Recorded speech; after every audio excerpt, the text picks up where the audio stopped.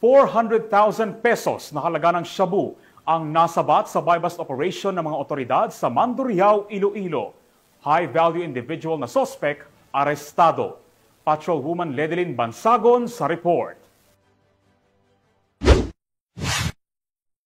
Sa masinsinang kampanya kontra illegal na droga, isang matagumpay na operasyon ang muling naisakatuparan ng mga kapulisan na nagresulta sa pagkakatakip ng isang high-valued individual. Sa Sitio Brookside, Barangay Bulilao, Mandurriao, Iloilo, hapon nito lamang ika-28 ng Oktubre taong kasalukuyan. Ang nasabing operasyon ay pinangunahan ng City Drug Enforcement Unit 6 sa ilalim ng pamumuno ni Police Captain Roque Jimeno III, hepe ng CDEU 6, na nagresulta sa pagkakaaresto kay alias Makmak, 31 taong gulang, dating waiter, residente na naturang lugar at itinuring bilang high-valued individual. Nakuha sa kanyang pag-iingat ang isang sachet ng hinilaang shabu gamit ang 4,000 pesos bilang marked money. Sa masusing paghahalughog, nadiskubre pa sa kanyang pag-iingat ang karagdagang 11 sachet ng umano'y suspected shabu kasama ang isang strip ng aluminum foil at iba pang non-drug items. Sa kabuuan, nakuha ang humigit kumulang 60 gramo at may standard drug price na tinatayang 408,000 pesos. Sa kasalukuyan, nasa kustudiyan na ng mga kapulisan si alias Makmak